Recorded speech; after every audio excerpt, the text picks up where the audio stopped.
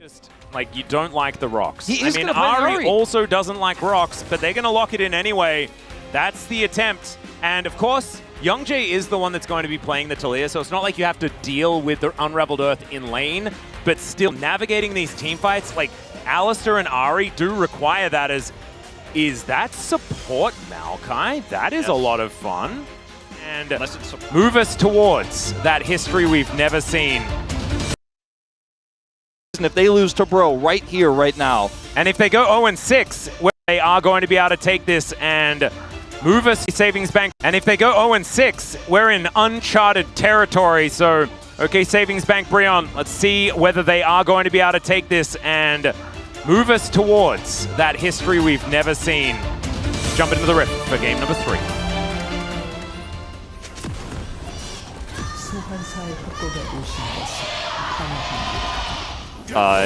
Into the Yone, he can kind of just shield some of that damage and trade with you incredibly well. But the Aerie is just going to be every single time you harass, you're going to get some value of that. Also going to give you Mana Flow Band, access to that tree, as well as the Scorch for some additional trading. So good rune choices here for BDD.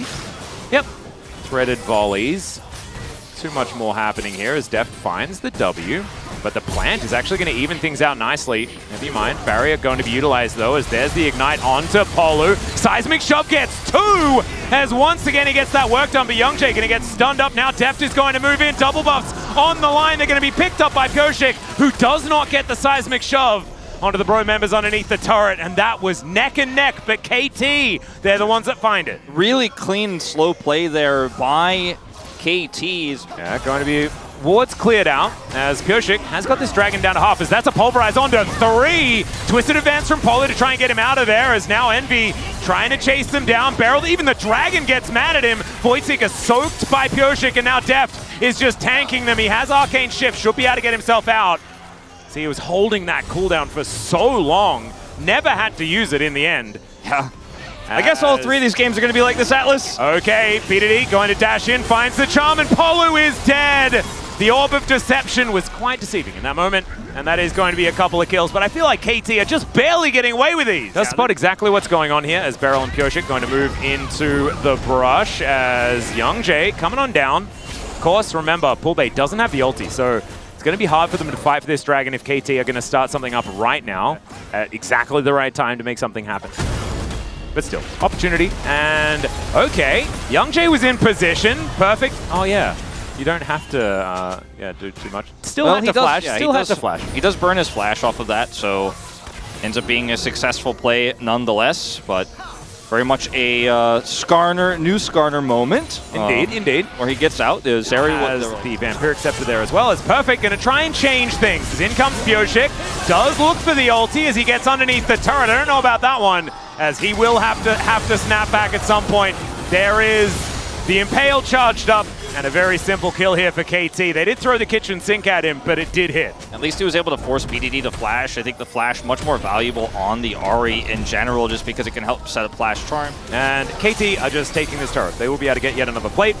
So a little bit more of a defensive use of the wall. Headbutt Pulve is going to connect, and they look to punish the Talia, and now it's Pyoshik's turn to play it. Poolbay is going to get flung back into the rocks. BDD gets another one, and Bro, unfortunately, just kind of falling apart.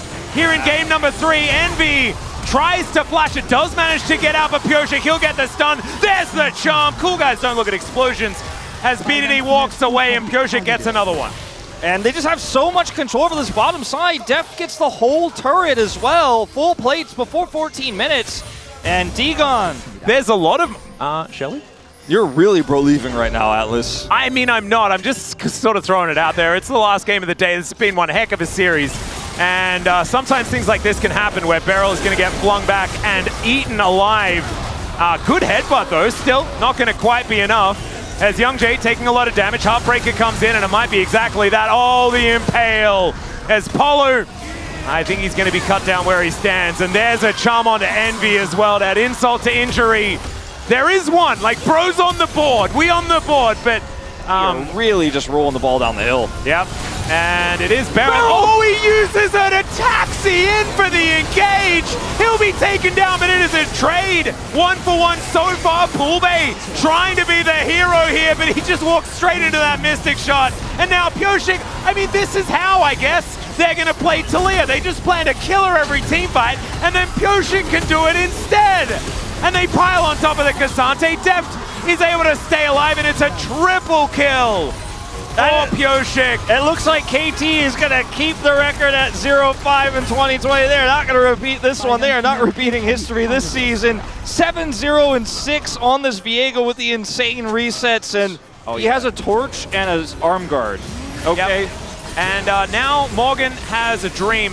His dream is to survive, and it is, you know, going to survive for a little while, but Deft will get his second kill. Now look at the items of Pyoshik. He built a Trinity Force, man! I mean, when you're winning this hard, who can blame him? Poolbay's at least going to get some bounty gold back for his team, but Deft is looking for a third turret in this game, and he's going to get it. 700 more gold back in his pockets. They get the dragon. So he has like a 4,000 gold lead now, I guess. Now, who can kill Skarner? Together. With a lot of time, as Beryl is going to face check and then flash in. He'll find the pulverize. There's perfect. Looks for it. Gets it. And oh my goodness, where did Young Jay go? He just disappeared. The ult out from Poolbay. KT will have to take a consolation Polo, although he takes a blast cone out. Deft says no to that. He'll put up the barrier. Envy trying to stay alive here as Pyoshik dashes on in. He's legendary now. And 21 minutes on the clock. I think it might be Baron time. I mean, with this barrier and the frozen heart for Deft and how ahead they are. It was in live. Yes, in live, Young Jay is missing. We have the poster up. Where is he? And it's unfortunate because Young Jay got POG almost unanimously. You know, a few question marks on that one. In game 2, that's what you get, man. You flip it, you lose sometimes. You lose half the time. Yeah, I mean, it's Edge of Night as well on this Viego. He does so much damage, and he's able to ignore the initial CC at the same time. They'll break open the base. KT still with almost 2 minutes of Baron left remaining at the same time. Goodness me, okay. Pyoshik dashes forward. Polu with the Nature's Grasp. They do manage to find themselves a shove, but it's onto Perfect. He's near immortal. Oh, just the very edge of the charm going to connect onto Morgan, who's desperately trying to survive this. He's under an inhibitor turret, but still has to flash. As Polu taking so much. True Shot Barrage not going to hit. The rest of Bro, they're already just corralling towards their fountain. As KT, they run this side of the map as well. They certainly do. I don't know what the statement is, Wolf. After what we saw in games 1 and 2, what does the statement say? Like, we were doing the other ones for fun? Like, because this is like KT saying we are way better. And right now I believe them, but I saw games 1 and 2, so I don't know what it means. As they are diving these turrets, Pyoshik is so incredibly massive, it is absurd. He's going to be able to take down Envy there, grabs himself the double, and KT, they want to go home. They want to end this madness. They want to tell Hirai that this is how they want to play from now on. Don't worry, dude, we've got this. And we'll see whether he believes them. We'll see whether that's what they can bring to the Telecom War coming up on Saturday for our Saturday Showdown. Because after a game like this, maybe there's hope. Maybe there's a chance. Maybe we understand that they've got it in them. But they'll have to show us. The thing is, like, Beryl is such a... Even though I know a lot of you guys watch Beryl's play and you're like, oh, mechanically it makes a lot of mistakes. His decision-making can be quite off at times.